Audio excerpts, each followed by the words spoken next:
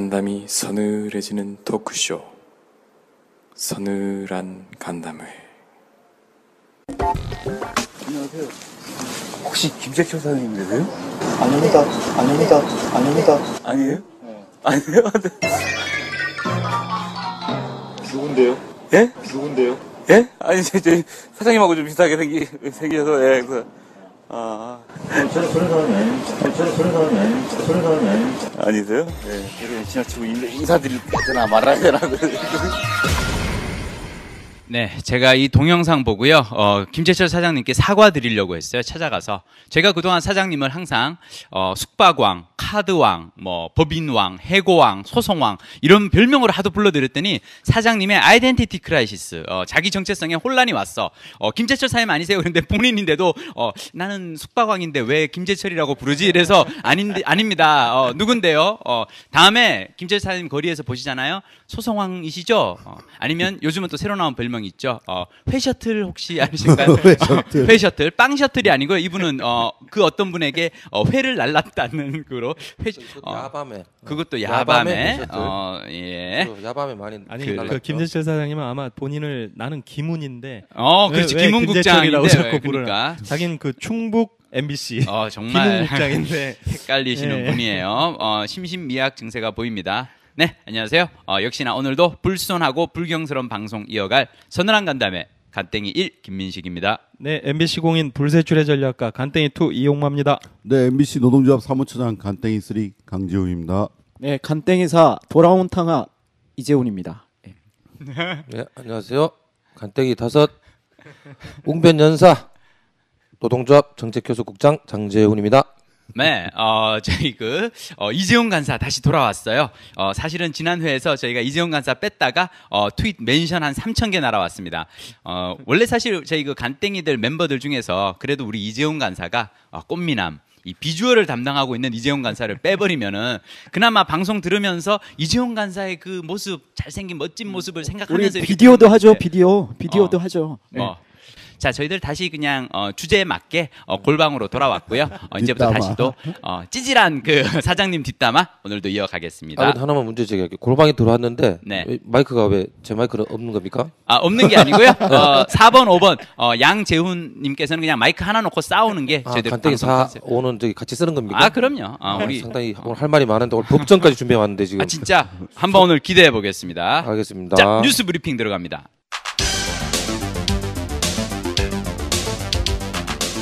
비리백화점 김재철 사장이 지난 2007년 이명박 대통령의 대선 캠프였던 안국포럼에 수시로 출입했던 사실이 드러났습니다. 안국포럼은 당시 한나라당 대선 후보 경선에서 박근혜 후보에게 각종 공세를 퍼부은 핵심 조직으로서 당시 울산 MBC 사장으로서 미래 권력에게 충성 경쟁을 했던 김재철의 추악한 과거사가 다시 도마에 오르고 있습니다. 김재철 사장이 20억 원 이상의 특혜를 몰아준 무용가 제이씨의 집 근처에서 김 사장의 법인카드가 집중적으로 사용된 사실이 드러났습니다. MBC 노동조합의 확인 결과 제이씨가 최근까지 살던 종로구 구기동의 한 주상복합 아파트의 반경 3km 지역에서 김재철은 2년간 162차례에 걸쳐 2,500여만 원을 집중적으로 결제했습니다. MBC 노동조합은 20억 원이 넘는 공영방송의 자산을 제이씨에게 부당하게 몰아준 데 대해 김재철을 특정경제범죄 가중처벌법 위반 혐의로 고소하기로 결정했습니다. 김재철 사장과 권재홍 보도본부장이 MBC 창사 이래 처음으로 보도국을 폐쇄하는 만행을 저질렀습니다. 최근 임시직 기자 선발에서 저조한 지원율과 면접 포기로 망신을 당했던 MBC 사측이 이번엔 이름도 생소한 시흥 기자를 뽑겠다며 또 다른 도발에 나서자 MBC 기자회는 향후 보도국 내에 분열을 조장하겠다는 사측의 의도가 숨어있다고 보고 이에 대한 논의를 하고자 기자총회를 열 예정이었습니다. 하지만 사측은 기자총회 3시간 전 보도국으로 통하는 승강기와 출입문을 폐쇄하는 등 과거 신군부의 계엄령 하에서도 저질러지지 않았던 폭거를 자행했습니다.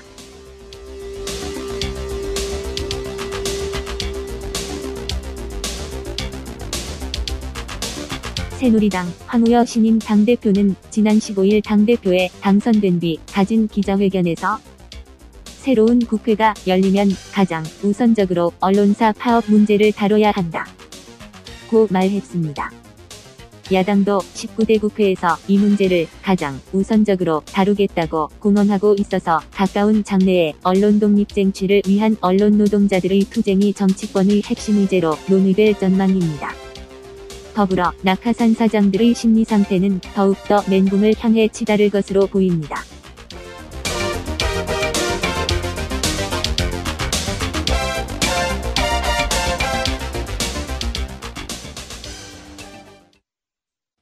네, 우리 김재철 사장님의 과거 이명박 캠프의 비밀 조직원이었다는 거. 이거 그닥 새로울 건 없지만 사실은 여기에서 우리 그 장제원 국장의 증언 한번 저는 듣고 싶어요. 예, 제가 저도 실제로 목격을 한 사실인데요. 그렇죠. 언제였죠, 그게? 그게 2007년 정도 네. 7년 대통령 같아요. 제가 그 드라마 프로듀서로서 이제 연출과 함께 이제 프로듀서 일을 할 때 네. 그 편집 때문에 한번 여의도 일산에 있다가 여의도 1층에 넘어왔을 때인데 그때 네. 한참 네. 좀 토론회 같은 게 많았었어요. 대선 후보 대선 토론회? 후보들에 대해서. 네. 그때 보니까 이제 1층이 막 우왕좌왕하더라고요. 네. 아마 MB가 이제 네. 후보 토론회 오는 바람에 그랬는데. 정치인. 그 여러 정치들 또 정치 캠프에 있는 사람들 같아요. 네. 수많은 사람들이 있었는데 네. 거기에 정말 그 김재철 그 당시 울산 사장이었나요? 울산 저희 지역사 네, 사장이었나? 울산. 저는 그분을 제가 목격했었어요. 아니 잠깐만. 지나가다가 울산 MBC 사장이 대선 후보 토론회 있는데 서울에 왜 올라옵니까? 업무 시간 중이었고 그 낮 시간으로 제가 기억하거든요. 오후쯤으로. 네. 그래 한참 이제 분장실 앞에 우리 오. 1층 있지 않습니까? 분장 그 탤런트 로비 네. 실제로 목격을 했고 그래서 상당히 저도 의아하게 생각을 하고 그래서 그때 기획실에 어떤 선배한테 전화한 기억도 있는 것 같아요. 울산 사장이 왜 이 시간에 이 토론회 업무 시간에 근무지를 캠프 이탈해서 하는데 이 캠프 온도 아닌데 이게 왜 이렇게 울산 사장 여기 와서 캠페인이 될 수가 없죠. 네, 없죠. 사장이니까. 네. 사장인데. 왜 이 자리에 왔다 갔다 하고 서 있을까? 계속 서 분장실 있는 걸 봤어요. 앞에. 한참 서 있었어요. 왜냐면 제가 편집실 3층 갔다가 또 네. 탤런트 저기 분장실 네. 왔다 갔다 요 과정에서 또 봤거든 제가. 그래서 한동안에 서 있는구나. 사실 그러니까 그때 사실은 김재철을 그때 잘랐어야 되는데 그때 안 잘랐어. 그때 좀 정리가 됐었어야죠. 그러니까 그러면 싹수가 노란 사람이었는데 진짜. 이명박 대통령 만들기에 MBC 내부의 공신 중 한 명이었군요. 그렇죠. MBC의 그러니까 기획사 당시 사장으로서 그러니까 어떻게 보면 한나라당 후보를 놓고 박근혜 후보와 경쟁 관계에 있을 때 네. 이명박을 네. 세게 밀어들인. 그 당시에 보면은 얘기 들어보면 그거 아니에요. 이명박과 박근혜 두 후보가 당내 경선을 할 당시에 네. 이명박 후보의 어떤 조직, 네. 사조직이라고 할 수 있는 안국포럼이 안국포럼. 그때 결성이 네. 되잖아요. 네. 그래서 어떻게 보면 이제 친박 공격에 박근혜 공격에 천병 역할을 한 안국포럼에 우리 김재철 사장님이 수시로 드나들었다는 들면서 MB 각하 만들기에 지대항공을 지대항공을 세웠죠. 그 당시에 최시중 이미 구속되셨죠. 네. 전 방송통신위원장 이분과도 네. 상당한 이게 친분 관계를 쌓고 그쪽 동네 계신 분들이 지금 대부분 다 지금 같은 집에 계십니다. 그렇죠. 줄줄이 지금 하나둘 지금 엮여가고 있어요. 방만 달리 다 쓰고 모이시겠네 또. 방만 달리하고 지금 한 집에 있습니다. 한 집에 있어요. 식사 메뉴 다 똑같고 식사 메뉴가 무료 급식 제공 받으시면서 저는 이제 속상한 게 네. 그래서 몇 년 뒤 실제로 김재철이라는 분이 진짜 MBC 본사 사장으로 오지 않습니까? 네. 그때는 지방사 사장이었는데. 그래서 상당히 박탈감을 저는 가지게 된 게 네. 그럼 저렇게 저도 꿈이 MB 사장인데 꿈이 네. 입사 때부터 꿈이 네. 꿈이 MB 사장인데 그럼 MB 사장이 되려면 저렇게 그러면 실세들 대통령이 될 만한 사람한테 따라다녀야 되는가? 저런 사람한테 따라다니면 그러면 되는가? 물론 실력은 있다고 하겠죠. 자기도 형식적인 뭐 방문지를 통한 뭐 주총을 통한 됐다고 하겠지만 어쨌든 뭐 그런 식의 혹시 연결고리가 돼서 온 게 아닌가? 박탈감이 들더라고요. 그럼 지금부터 일 열심히 할 필요 없고 좀 실세들 저기 좀 연을 다해서 뭐 내가 드라마 일을 하든 기획실 일을 하든 그래서 좀 그쪽 관련된 일을 좀 해서 자꾸 인맥을 그리 넓혀 나가는 게 나의 꿈을 실현하는 근데 그게 아닌가 하는 장재훈 씨는 아마 우리 김재철 사장님처럼 못할 거예요. 왜? 왜냐하면 김재철 사장님은 굉장히 그 얼굴이 두껍잖아요. 아, 많이 두꺼우시죠? 예, 안국 캠프, 그러니까 안국 포럼에 그 당시 캠프에 있던 분이 그런 식으로 또 저희들한테 증언을 했어요. 어떤? 아무리 그래도 그렇지, 아무리 지방이지만 그래도 MBC 사장 아니냐. 그렇죠, 지방송 그런데 사장인데. 너무나 안국 포럼이 캠프에 자주 드나들었대요. 아. 네, 그러니까 MBC 100분 토론 뭐 토론회 때 뭐 이렇게 수행하다시피 해서 온 것은 물론이거니와 평소에도 캠프에 너무 많이 드나들어서 여러 사람과 쉽게 말하면 눈 인사하면서 눈도장 찍은 거죠. 그러다 보니까 이 캠프 인사들조차 야 너무하는 거 아니냐. 근데 이게 보통 두꺼워서는 안 됩니다. 이게 장재훈 씨 이게 힘들 거예요. 이게 그런 식으로 사장이 될 것 같으면 사장을 하지 않도록 하겠습니다. 않도록. 그런 식으로 사장이 돼야 된다면 네, 꿈을 덮도록 하겠습니다. 자, 우리 이재용 간사 마이크 근데 뺏었어요. 그 선배들 이제 얘기를 들어보면 네. 보도 제작국장 할 때 네. 당시에도 그랬대요. 그러니까 보도 제작 국장 시절에도 국장 시절에도 국장실에 있는 거를 거의 못 봤다는 거야. 그러면 아이템 뭐 이렇게 올라오는 거 뭐 이렇게 뭐 관심을 기울여 가지고 어떻게 취재를 했느냐 그거를 알아보는 일은 거의 없었고 네. 계속 나가면서 정치인들을 계속 만났다는 거예요. 그런 정도의 부지런함, 성실함 그거는 인정을 해줄 필요가 있는데 근데 꼭 그런 걸 일에다가 안 쓰고 로비할 때 이런 데만 쓴다라는 게 우리 MBC의 비극이 거기서부터 발생. 아니 그래도 얼마나 다행이에요. 이분이 그 이런 대단한 로비력 이걸 바탕으로 해서 협찬을 엄청나게 많이 땡겨오잖아요. 그렇죠. 그걸 한 사람한테만 줘서 그렇지. 얘기 들어보면 이분이 그 울산 MBC 사장, 그다음에 청주 MBC 사장 하던 시절에도 외부에서 이 협찬을 대기업체나 뭐 지방자치단체 이런 데서 수억씩 해서 수십억을 땡겼답니다. 네. 대단한 거죠. 이게 보통 재래 능력이 아니죠. 다 전부 다 이 특정 무용수에게 바쳐서 그렇지. 그렇죠.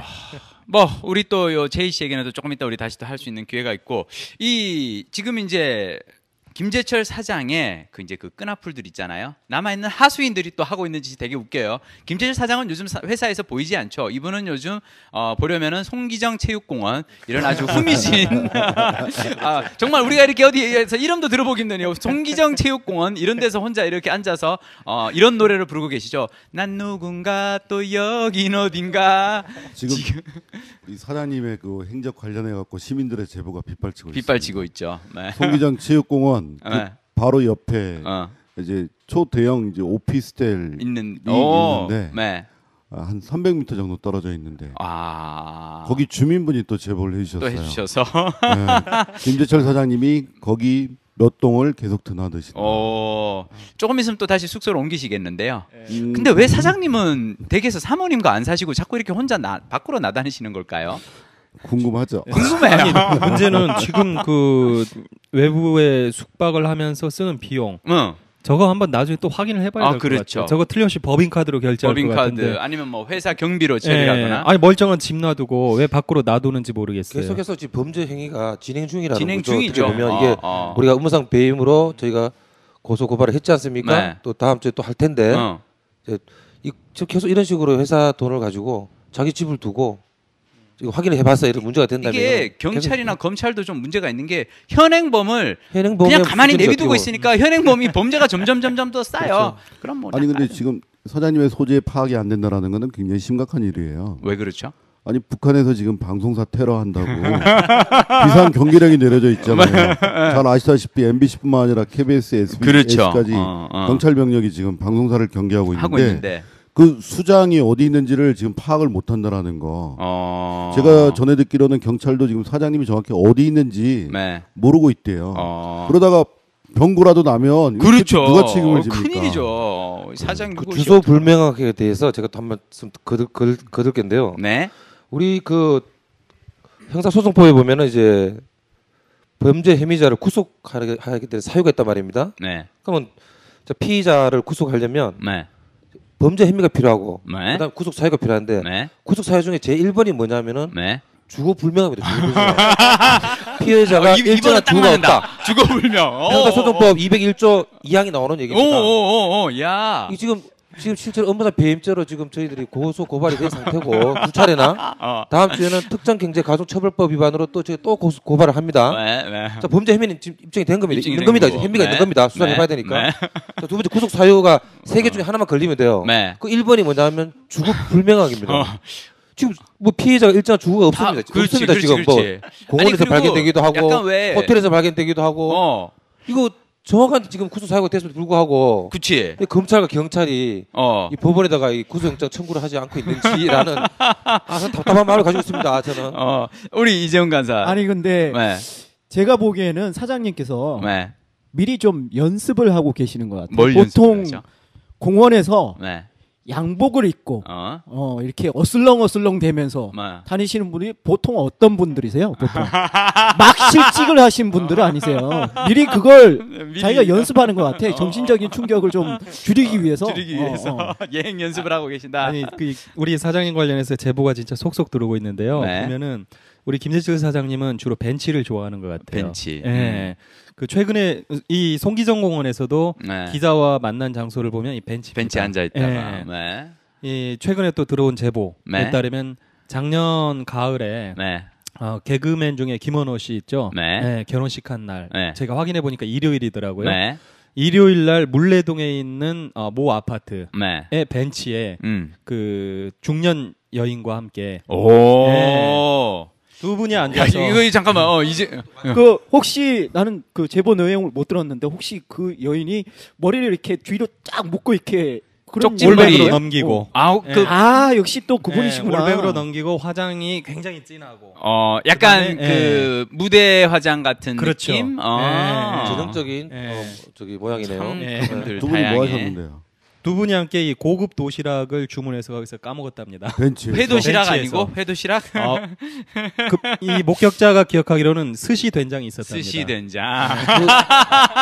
그 날짜의 법인 카드도 한번 또 살펴봐야 되겠네요. 저희들이. 해봐야겠어요. 분명히 그 근방에 물레동이면 근방에 저기 백화점 있잖아요. 영등포 롯데백화점 있고. 살펴봤는데 도시락을 구입한 흔적은 없는데 그 앞뒤로 구기동 근처에서 또 쓰셨더라고요. 또 뭐가 또 있어? 야, 나 미치겠다. 난 너무 재밌어. 사장님의 이 행각은. 아니 근데 그 송기정 공원에서 발견됐던 그분 시사인의 기사화된 그분. 우리 김재철과 똑같이 생기고 똑같이 목소리가 똑같은데? 우리 사장님이 아니신가 보죠? 그분은 제가 볼 때는 충북 MBC의 김웅국장. 아니 이건 그거 조심해야 돼요. 그 김재철 씨가 그 사람 그 도플갱어라는 얘기가 있어요. 있을 수 있죠. 도플갱어 실제로 두 사람이 딱 마주치면 바로 죽잖아요. 소멸. 그러니까 그 사람 서로 이렇게 안 만나도록 일정 잘 조정해가지고 서로 안 만나도록 조심하면서 피해 다녀야 될 것 같아요. 근데 그래서 마지막 대답이 저는 그런 사람이 아닙니다. 그러니까 도대체 그런 사람이 어떤 사람일까? 압권이었어요. 저는 그런 사람 아닙니다. 앞에 그 말이 있어요. 저는 정확한 표현이 나는 김재철 그런 사람 아닙니다. 나는 김재철 그런 사람은 어떤 사람일까요, 도대체? 서늘한 간담회에 제일 많이 등장하시는 그런 사람이죠. 우리 사장님은 이제 성인의 반열에 오르셨어요. 왜? 김베드로. 성인의 반열에. 21세기 판 이제 베드로인데요. 베드로가 우리가 알다시피 성경에서 결국 엄청나게 돌에 맞아 죽죠. 처참한 최후를 맞습니다. 그거 그 선교하다가 회개를 하고 선교를 하지 않습니까? 좀 처참한 결과가 나오는데 별명이 또 베드로까지 드시니까 처참한 결과가 나오지 않을까 좀 심히 기대가 됩니다. 우려되는 거지. 심히 우려가 되는 거지. 근데 그 한 분의 증언을 들어보면 이분께서 대인기피증이 오신 것 같다라는 대인기피증 그런 말씀을 해주세요. 한 선배께서 진짜 그분이랑 같이 엘리베이터를 탔는데 이 사람이 엘리베이터를 타면 보통 그 엘리베이터가 비어 있으면은 뒤쪽으로 쫙 가서 붙잖아요. 그 출입문 반대 방향으로 붙잖아요. 이분은 그러지 않고 버튼 누르는 쪽 있잖아요. 그쪽에다가 얼굴을 쳐박고 이렇게 서 있더래요. 사람도 없는데 굳이 이 사람이 지금 뭔가 좀 대인기피증이 있는가? 제가 요즘 느끼기로는요. 대인기피증 온 사람들이 또 있는데요. MBC의 5층에 계신 분들 심각한 대인기피증이 와서요. 어제는 그 보도국 MBC 5층에 이제 보도국 사무실이 있는데 그 보도국으로 가는 모든 엘리베이터를 다 봉쇄하고 그리고 출입문도 다 이렇게 셔터문까지 내려 잠그고 아니 내렸답니다. 기자라는 것은 원래는 이렇게 되게 신속한 이동이나 항상 이렇게 특종 언제 이렇게 뭔가 이렇게 급하게 취재하나 때문에 항상 이 출입이 되게 자유로워야 되는 그 보도국 사무실을 대인기피증 환자들도 아니고 꽁꽁 걸어 잠그고 자기들끼리 숨어서 일을 한단 말이에요. 원래 무슨 일인가요 이게? 저희 MBC 이 엘리베이터가 두 개가 있잖아요. 네. 하나는 저 홀수층, 하나는 짝수층. 그런데 보도국이 있는 5층은 상관이 없습니다. 유일하게 그 층만 예. 모든 엘리베이터가 다 써져. 예. 짝수층 상관없이 뉴스 전달이 중요하기 때문에 네. 5층만은 다 운행을 하죠. 네. 그런데 어제는 그 문을 다 막았죠. 네. 근데 거기에다가 제가 MBC 입사한 지 지금 16년이 됐는데요. 네. 처음으로 어제 알은 게 있습니다. 뭐예요? 아니 층마다 어떻게 셔터가 있었어요. 철문 셔터. 한 번도 그게 내려간 걸 우리가 본 적이 없어. 한 번도 내려간 적 없죠. 그게 내려가는 거는 이제 화재가 나거나 뭐 아니면 테러가 나거나 북한에서 쳐들어오면 그 셔터를 내리죠. 근데 왜 내린 거예요, 도대체 이지훈 기자? 제가 어제 그 과정을 유일하게 우리 간땡이들 중에서 유일하게 우린 다 바깥에 나가서 다른 일 하고 있어서 다른 한번 투쟁을 하고 계셨죠. 네. 근데 제가 봤었는데 어떤 과정인가요? 그러니까 그런 거예요. 시용 기자라는 듣도 보도 못한 그런 기자들을 채용을 하겠다. 시용 기자가 시용 뭐예요? 기자라는 건 말하자면 말 그대로 시험적으로 써보고 채용할지 말지를 결정하겠다. 네, 네. 우리 말을 잘 들으면 정규직으로 하고 네.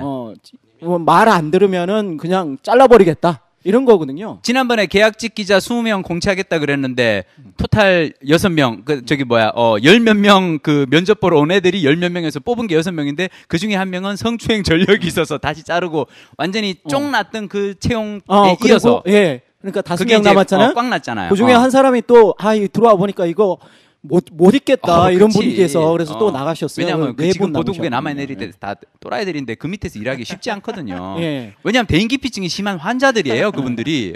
근데 그래서 그 위에 사람들이 계약직 기자 모집에 실패를 했잖아요. 네. 그래서 이 사람들이 잔머리를 돌린 게 무조건 계약직이라는 말은 빼라. 근데 정규직화하면은 또 바로 노동조합에 또 다 가입해가지고 또 이게 파업을 할 테니까. 그렇죠. 그거는 또 못 봐주겠고. 우리 최근에 뽑은 정규직들은 다 지금 노동조합에 신병으로 바로 투입됐죠. 그러니까 그거는 못 봐주겠고 하니까 찾다 찾은 게 네. 시용이라는 채용 형태가 있어요? 찾아낸 거예요. 그래서 이게 이제까지 정말 대단한 언론사에 꼼수죠, 이런 그게 있었나요? 이런 언론사뿐만 아니라 네. 이게 일반 기업체에서도 이런 네. 경우는 굉장히 드문 경우예요. 그러니까 저희가 기자 생활 16년을 했고 네. 그중에 경제부 기자 생활을 제가 2년을 했습니다. 네, 네. 그런데 경제부 기자 생활 하는 동안에도 들어보지 못한 단어예요. 이 단어는 예. 시용 기자, 예. 시용이라는 채용 형태는 네, 일반 기업체에서도 이런 식으로 채용하는 경우는 극히 드뭅니다. 아주 특수한 몇 가지 사례들 그런 경우에만 사용하는 거거든요. 그런데 언론사인 MBC에서 시용 기자를 뽑고 있어요 지금. 파업 대체 근로 형태로. 그래서 거기에 항의하기 위해서 기자들이 항의한다라는 뜻으로 총회를 5층에서 열기로 했었어요. 이게 도대체 언론사라는 데서 이런 식으로 채용을 해가지고 기자들을 길들이겠다라는 게 말이 안 되기 때문에 5층에서 우리가 총회를 열기로 했었어요. 네, 기자총회. 그러니까 그걸 막은 거예요. 야, 구태타 난 줄 알았어요 저는. 왜? 아니 뭐 철제 셔터 내리고 네? 엘리베이터 막고 그다음에 출입증이 있어야 또 들어갈 수 있게 다 했다면서요. 네. 사실상 준 직장 폐쇄나 마찬가지예요. 그래서 우리 후배가 페이스북에 그렇게 글을 올려놨더라고요. 뭐라고? 우리 김재철 사장이 우리들의 봄을 위하여 2 거기에 이렇게 해놨잖아요. 빨리 파업 접고 올라오시라 이렇게 해놨잖아요. 그래서 그 우리 후배가 올라오라고 그래가지고 올라갔더니 철문으로 막아놨네. 뭐 하자는 짓이야? 뭐 하자는 짓이야? 말이 안 되죠. 임시 비표까지 나눠줘서 임시 비표? 임시표를 나눠줬다고 하는 얘기가 있더라고요. 맞죠? 임시 출입증이죠. 임시 출입증을 나눠줘. 그러니까 MBC 사원증으로는 더 이상 이제 피하 구분이 안 되니까 자기 사무실에 자기 가지고 있는 소지품을 가지도 못하게 하는 말도 안 되는 지금 감금의 행위. 이런 행태를 좀 부리고 어제 있는 사태입니다. 요거로 시급한 양반 한 분 계시죠. 우리 9시 뉴스 앵커. 네. 앵커 자랑스러운 우리의 앵커. 네. 어떤 일이 있었나요? 아니 그래서 저희들 5층으로 못 가게 막았었잖아요. 네. 그래서 정말 이 모든 것을 계획한 그 김재철의 딸랑이 하수인 김재철 사장은 이걸 기획할 수가 없어요. 그분은 송기정 체육공원에 가서 조깅하고 계시기 때문에 MBC 안 들어오신 지가 벌써 몇 달째야. 사실 그 김재철 사장은 좀 외모가 좀 그러시잖아요. 네. 근데 권재용 본부장은 풍채가 상당히 좋으세요. 좋으시죠. 얼굴 보면 되게 인지하실 것 같고 네. 풍채 이게 키도 크시고 9시 그러셔서 뉴스데스크 진행하는 모습 상당히 보면 매력적인 외모를 지니셨으나 그렇죠. 네. 그 김재철 그 사장의 딸랑이를 지금 하고 계세요. 그래서 아무튼 그 사람을 만나서 우리가 왜 시용 기자라는 거를 채용을 하느냐 토론 한번 합시다. 그렇지. 이야기 한번 해봅시다. 선배로서 네. 기자 선배로서 한번 얘기 한번 해봅시다라고 후배들이 계속 기다렸어요. 뉴스 네. 끝날 때까지. 게다가 또 어차피 5층 보도국은 다 그냥 폐쇄해놓고 올라가지도 못하게 했으니까 그랬는데. 그래서 기다렸는데 이분이 안 나오시는 거야. 쫄아가지고 후배들 만나는 게 그렇게 두려운가 봐요. 그러더니 한 10시쯤 되니까 네. 그 청경분들 한 네. 20명, 30명 정도로 앞세우고 자기는 뒤에 숨어가지고 그 풍채 좋으신 분이 그 잘생긴 분이 뭐가 그렇게 꿀리는 게 많은지 네. 저 그 청경들 앞세우고 나오니까 네. 기자들이 아니 어떻게 선배라는 사람이 그 후배하고 대화를 하지 않으려고 하느냐. 네. 어제 이저 폭발했죠. 권재용 앵커께서 네. 분장을 해야 하잖아요. 네, 네. 9시 뉴스 네. 앵커 진행을 하셔야 되니까 원래 1층에 분장실이 있거든요. 네. 분장사를 따로 불렀답니다. 그 기자들은 못 들어가게 했는데 분장사는 들어갔습니다. 5층에서 따로. 식사도 평소에 저 지하 식당에서 하셨는데 저녁은 어제는 또 특별히 주문해서 드셨답니다. 아휴. 참 오늘도 만만치 않겠네요. 또 계속 봉쇄로 가는 건가요? 아무래도 뭐 계속 그대로 가겠죠. 셔터문 내리고 머리가 이렇게 좋은 편이 아니라서 다른 대책이 없을 겁니다. 우리 사장님은 변화를 못 시켜요. 공원을 배회하시면서 나는 김재철이 아니야, 나는 김재철이 아니야 이러고 돌아다니고 있고. 네. 그 밑에 이제 하수인들은 대체 인력 뽑는다고 시용이라는 표현까지 쓰고. 대인기피증에 다들 이제 문 걸어 잠그고 그러고 있고. 원래 보도국 편집회의가 2시에 있고 5시에 있어요. 근데 네. 어제 5시 편집회의는 정말 그 열띤 토론이 오갔다고 하더라고요. 왜? 뉴스를 어떻게 오늘 어떤 아이템을 보도를 해야 되나 이거 가지고 토론이 있었던 게 아니라 어떻게 애들을 막아야 되나 어떻게 뉴스가 끝나고 난 다음에 어떻게 애들을 도망가야 되나 도망을 해야 되나 그까지 열심히 토론을 하셨다고 하시더라고요. 열띤 토론.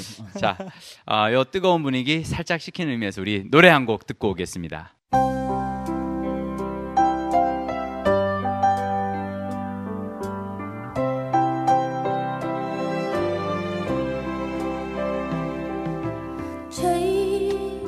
스치는 바람에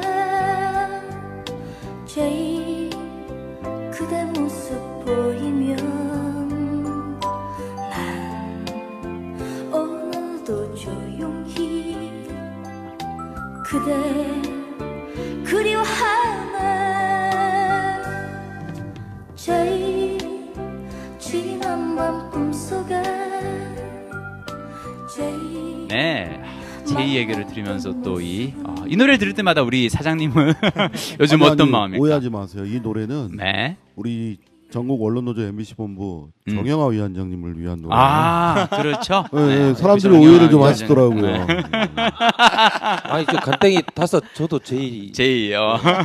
저를 위한 노래. 자기는 말고. 제가 그 사장님 이제 요즘 우리가 이렇게 사장님이 우리에게 얼마 전에 또 편지를 쓰셨잖아요. 아까 잠깐 얘기 나온 우리 모두의 봄을 위하여 투. 제가 이거 보고 기겁을 했습니다.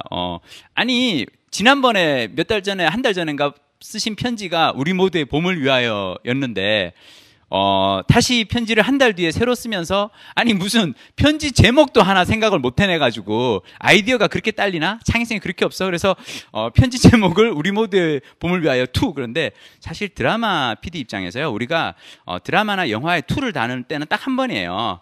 1탄이 성공했을 때 대박 났을 때 속편 만들 때 투 하는 거지. 그렇죠. 무슨 1탄도 반응이 별로 없었는데 근데 저는 이 편지에서 뭘 주목했냐면요.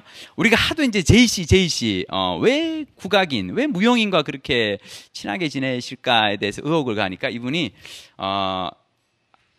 사장님이 이제 편지에 이렇게 씁니다. 한 사람의 국악 애호가로서 저의 의견을 말씀드리겠습니다. 저는 신혼 초부터 모친을 모시고 생활했습니다.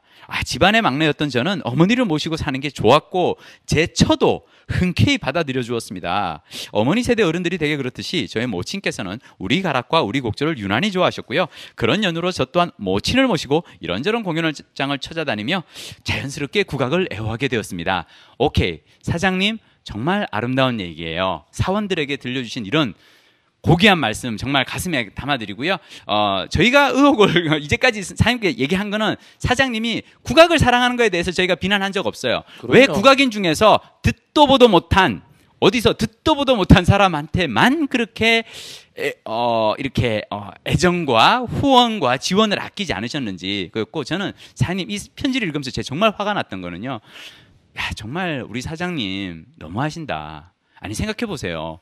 꽃다운 나이에 결혼을 하고 시집을 온 그 사장님의 사모님은 그러면은 신혼 초부터 막내 아들이라고 결혼했는데 갑자기 된장 그 시어머니를 모시고 살아야 되는 거야. 신혼 초부터.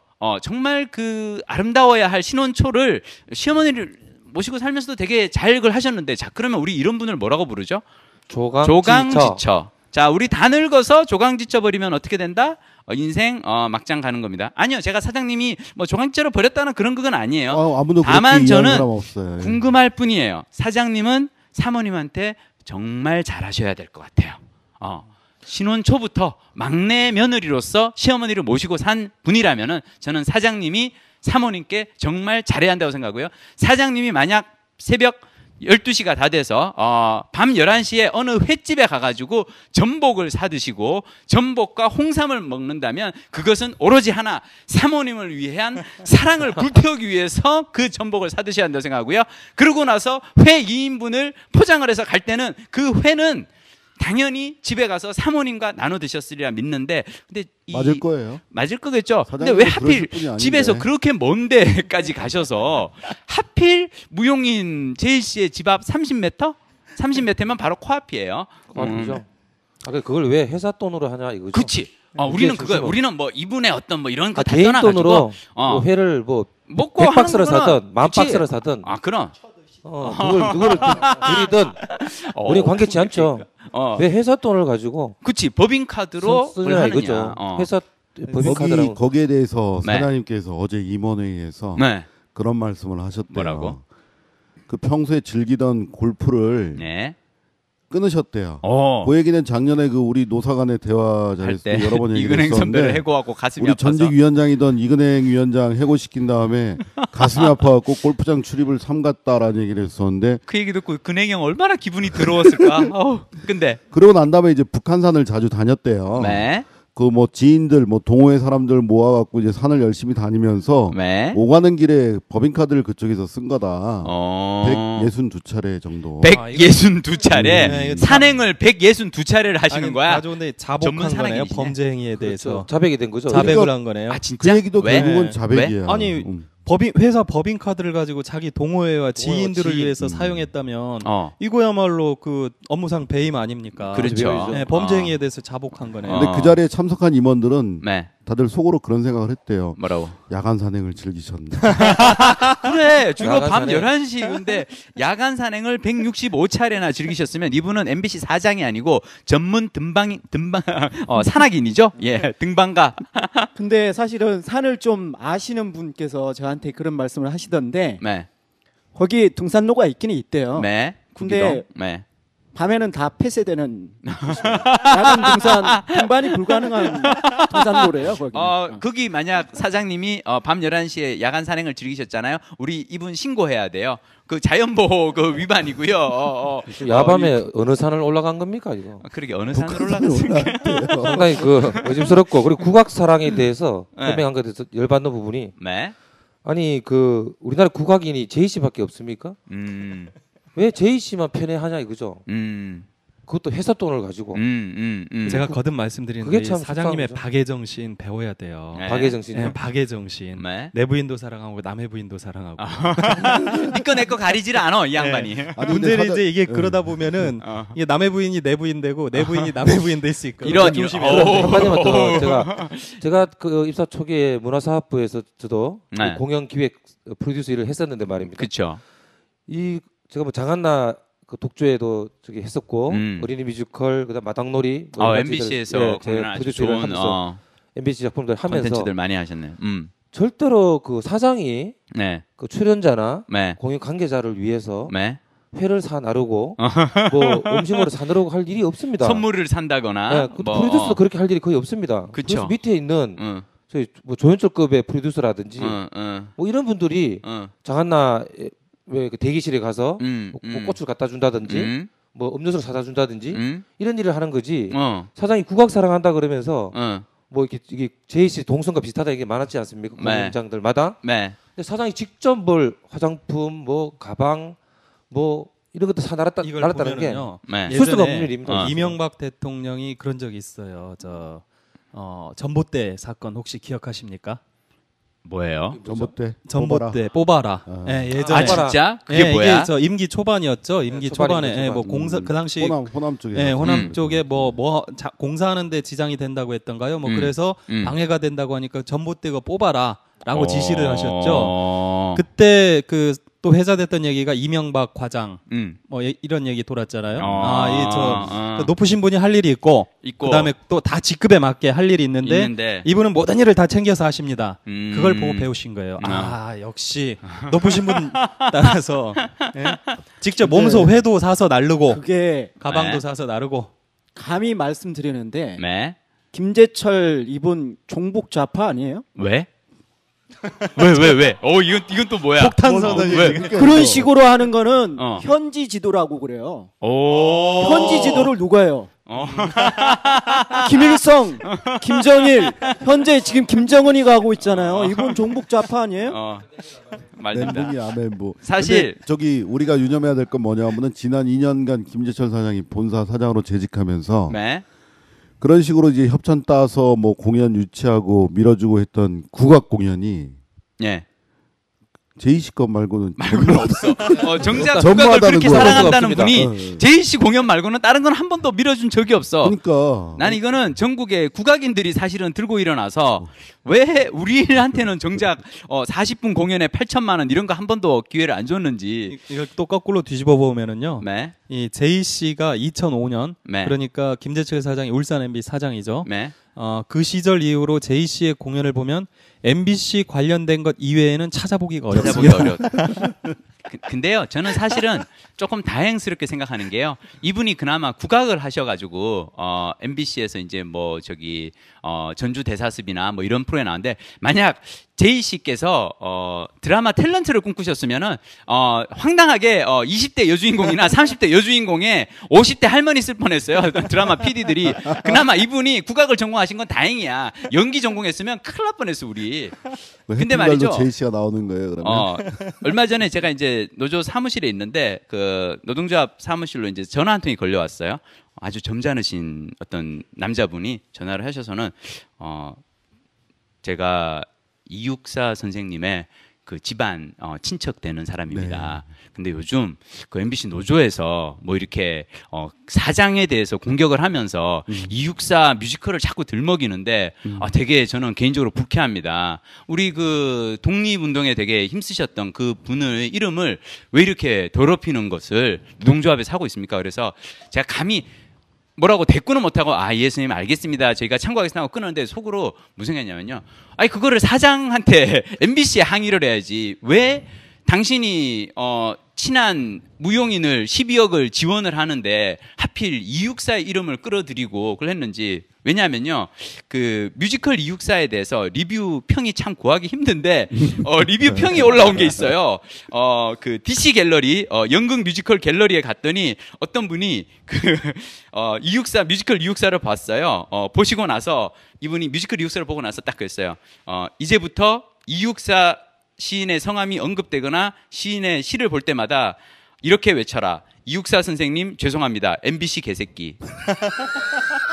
이게 뭐냐면 이분은 이육사 시인을 너무너무 좋아해서 그러니까 이육사 시인에 대해서 이분은 그 이육사 선생의 일생도 잘 아시는 겁니까?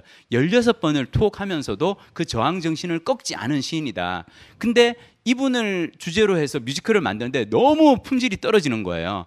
그리고 그 뮤지컬에 나오는 사람들이 10억짜리 뮤지컬인데 주인공들이 아무도 모르는 사람이랍니다.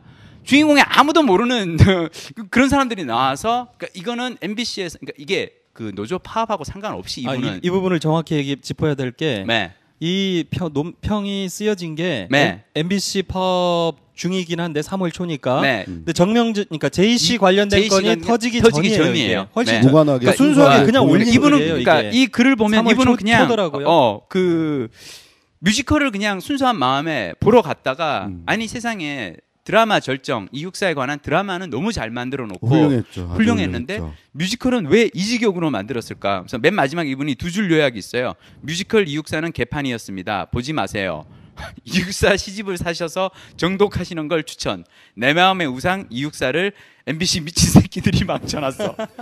와, 내가 진짜 MBC 직원으로서 MBC 미친 새끼들이라는 글을 보면서 내가 이렇게 황당하고 허탈하고 부끄러워. 정말 부끄러워요. 뮤지컬을 만들어본 입장에서 네. 있을 수 없는 작태가 벌어진 거죠. 사실은 저희가 뮤지컬을 만들 때 연출을 구하려면 상당한 그런 연극 공연계에 저명한 사람들을 고르고 골라서 저희 프로듀서들도 회의를 하고 결제 라인을 또 모여서 심도 있게 논의 끝에 결정하는 건데 그럼요. 한 번도 뮤지컬을 연출해 본 적이 없다는 처음 만들어본 한 여인한테 이거는 진짜 범죄행위예요. 네. 이건 진짜 범죄예요. 그 뮤지컬을 맡겠다는 거죠. 아니 또 사명을 여러분들이 이렇게 보면 안무에. 저는 그 시골 출신이잖아요. 저는 울산 살 때 울산 시민이 이렇게 접할 수 있는 최고의 문화 상품은 MBC에서 나와요.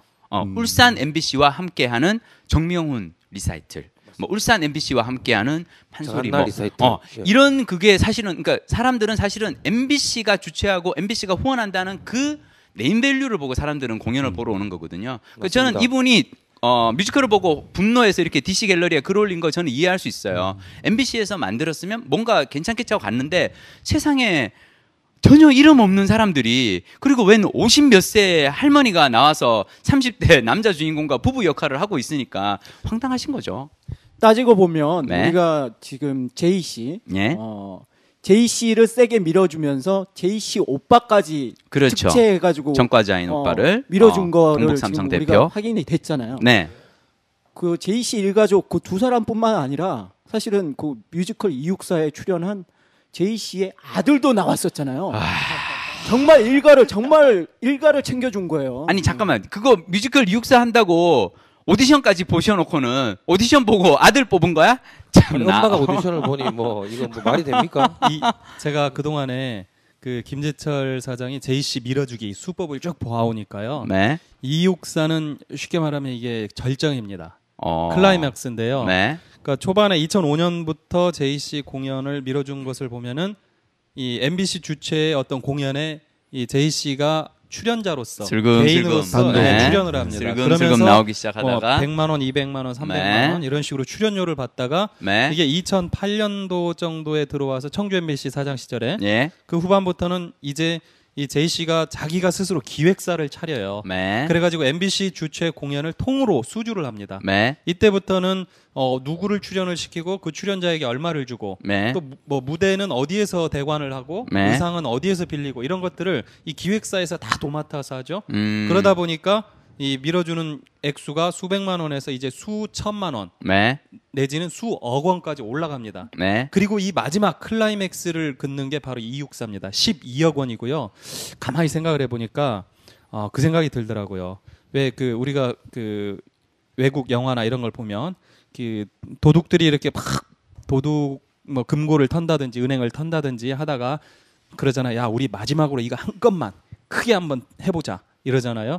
근데 이 쭉 그동안에 진행된 걸 보면 김재철 사장이 끊임없이 이 정치권 진출에 대한 꿈이 있었다는 건 다 알려진 사실 아니에요? 이미 뭐 그 친이계 안국 포럼 캠프에도 뻔질나게 드나들고 그래서 작년 8월쯤에 한번 사표 쇼를 하잖아요. 그때 출마할 의사를 강력하게 피력을 했다가 조인트 맞고 다시 돌아온 적이 있는데 그래서 우리한테 지금 그 신나게 밟히고 있죠. 버리지 않은 것 같아요. 그때 나갔어야 되는데 그러니까 자기가 나가기 전에 막판에 한번 세게 땡겨보자 해서 기획한 게 이 이육사 12억짜리 이게 아닌가. 나는 근데 이 사람들이 정말 파렴치하다고 생각하는 부분이 뭐냐면 그 제작비 12억 중에 대기업으로부터 협찬받은 것도 있지만 거기에 보면 안동시에서 4억 원을 협찬을 받았어요. 지방자 그 경상북도에서 아마 1억 원 받았다고 기억을 하고 있고. 근데 사실 안동시라는 데가 그 시내 조그만 데 말고는 다 시골 지역이잖아요. 그렇죠. 사실 맞아요. 뮤지컬 이육사를 제작비를 댄 건 사실 거기에 시골에 계시는 분들이 밭농사, 논농사 하시면서 낸 세금으로 사실은 그게 제작이 된 거예요. 그렇죠. 근데 사실은 그게 엉망이거든요. 말도 안 되는 거죠. 그분들이 와서 보셔서 몇 분이나 보셨겠어요. 그 촌에서 그 밥 메고 논 메고 하시는 분들 몇 분이 오셔가지고 그걸 보셨겠어요. 사실은 되게 웃기는 게 이게 이 이육사가 우리한테 걸린 이유는 법인카드로 300만 원어치를 이제 인터파크에서 이육사가. 근데 나는 되게 희한한 게 티켓이 판매가 안 돼서 90%를 초대권으로 돌렸단 말이에요. 아니 MBC 사장이 자기가 협찬금까지 따다가지고 12억짜리 뮤지컬을 해놓고 초대권이 90%인데 고향 친구들한테 정 보고 싶으면 초대권 보내줘도 되는데 굳이 인터파크에 가가지고 매상 좀 올려주시려고 매상 올려주시려고 법인카드로 300 이것도 완전한 업무상 횡령이죠. 근데 저는 횡령이죠. 이 김재철 씨가 문제가 뭐냐면요. 지금 그 제가 알기로는 그 MBC 사장한테는 자, 일단은 임원 보수라 그래서 대표회사가 받는 임원 보수가 있을 것입니다. 수억이 되겠죠. 임원가 받는 돈이 있습니다. 자, 그 다음에 제가 알기로는 현금으로도 사장이 카드가 안 되는 곳에 갈 수도 있고 그렇기 때문에 사원들 격려라든지 회사 업무사 유관 관련된 사람들을 격려하기 위해서 쓸 수도 있다는 그런 취지로 현금도 제가 수백을 지원하는 걸 알고 있습니다. 그렇죠. 근데 이분이 지금 법인카드 쓴 내역들을 보면 그런 돈들은 어디다 갖다 쓰고 모든 걸 법인카드로 다 해결을 하거든요. 모든 거를. 좀 말씀드린 그 이육사 티켓까지. 알뜰 그러니까 왜 이육사 티켓까지 회사 돈을 이렇게 갉아먹을 수 있는지 하는 박탈감. 근데 있죠. 제가 아까 이제 우리 이용마 기자가 마지막에 세게 한탕 해먹은 게 클라이막스가 이육사라고 하는데 저는 거기에 반대합니다. 저는요. 우리 파업 안 했잖아요. 이분들 더 큰 거 만들어서 계속 기획했을 거예요. 초대형 스펙터클. 이를테면 100억짜리 전 세계 투어. 그래서 한류 그러니까 왜냐하면 그 뮤지컬 이육사의 팜플렛을 보면요. K 뮤지컬이라고 돼 있어요. K-팝과 K-드라마를 뒤를 잇는 K 뮤지컬이라 그래서 이거를 한국에서 먼저 공연을 10회를 하고 그리고 이거 드디어 대박 났습니다. 한국을 잇는 세계에 내놓을 수 있는 한국의 대표 문화 상품이라 그래서 뉴욕, 파리 전 세계 순회 공연 다니고요. 그걸로 100억 협찬 따가지고 지원했을 거예요. 명자 아낀 걸 알 쏘냐. 명자를 아낀 걸 누가 알 쏘냐라고 생각하시면서 저는 이거 절대로 마지막이 아니고 사실은 이걸로 계속 하는 건데 하필 우리가 하고 그리고 파업도 초반에 그냥 사장님이 일찍 그냥 적고 나가셨으면은 우리가 이것까지 않겠죠.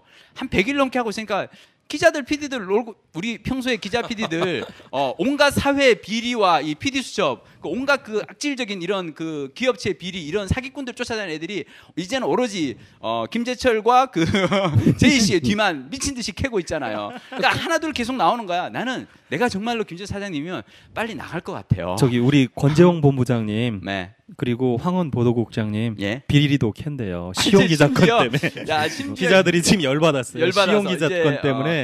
그리고 저는 권지용 본부장님이 예전에 그 특파원 시절에 이지숙 그 선배가 권지용 본부장님에 대해서 약간 비리 뭐 이렇게 있다고 이렇게 그 했던 것처럼 감사에 꼰질른 걸 생각해 보면 아주 만만치 않을 것 같은데 기대됩니다. 근데 그 최근에 목격담에 따르면은 엘리베이터에 그 이진숙 본부장과 권재용 본부장이 같이 탔는데 둘이서 이렇게 다정스럽게 말씀들을 나누고 계시더라고. 아삼육이 되신 거야. 같은 배를 탄 거지.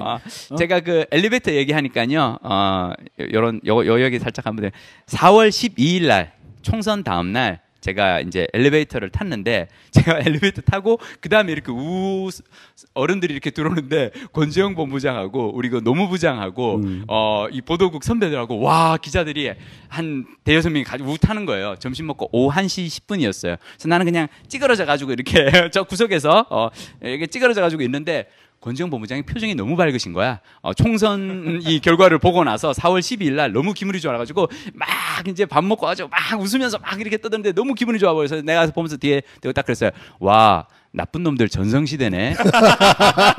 그러니까 앞에 있던 보도국 선배가 날 딱 째려봤어요. 근데 내가 그 엘리베이터 안에 있는 그 MBC 모니터 화면을 가만히 쳐다봤죠. 그때 범죄와의 전쟁 영화 하이라이트 장면이 나오고 있었어요. 정말로 여러분 정말 한번 확인해 보세요. 4월 12일 날 낮 1시 10분에 MBC에서 범죄와의 전쟁 영화 하이라이트. 그래서 나는 와 나쁜 놈들 전성시대네. 그런데 제가 정말로 느끼는 게 지금 우리가 조합이 파업하고 다 내려와 있는 동안 이 5층 보도국이라든지 이런 데는 다 그냥 나쁜 놈들 전성시대가 된 것 같아요. 그래서 여러분들 우리 다 이렇게 굴비처럼 엮어가지고 한 방에 쫙 한번 보내드리자고요. 얼마 남지 않았어요. 얼마 남지 않았어요. 그리고 저기 덧붙이겠는데 네. 그 우리 모든 그 자잘한 돈까지 전부 법인카드로 긁으시는 우리 김재철 사장님이 네. 제이 씨에게 네. 단순히 밀어주기로 그렇게 많은 협찬들을 꽂아줬을까? 그럼 상식적으로 보면은 좀 납득이 안 되자. 그리고 그 액수가 뭐 우리가 그때 왜 한번 그런 얘기 했었어요.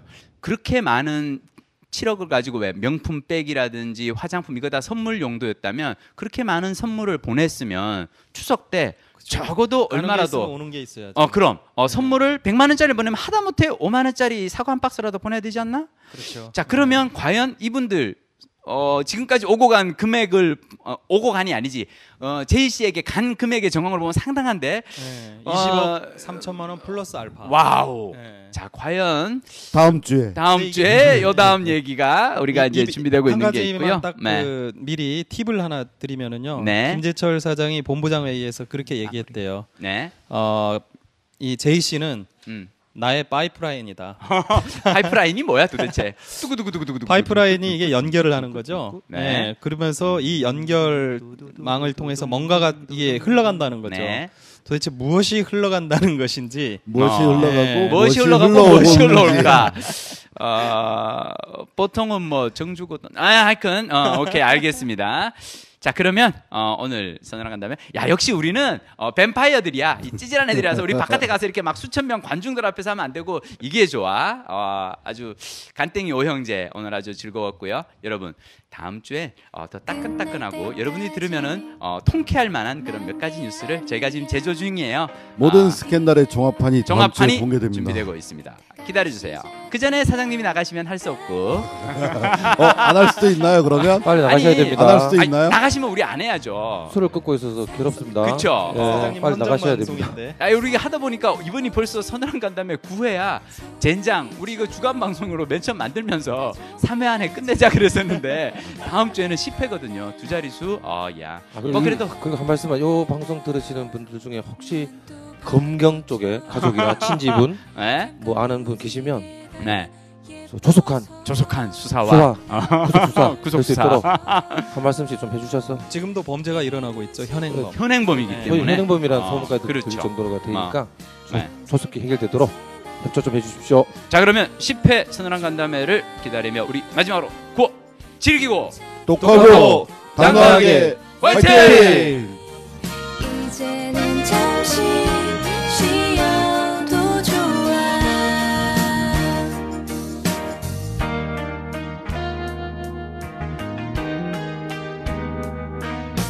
떠나가도 돼 어디로든 너는 발목 시릴 만큼 걸어가다 보면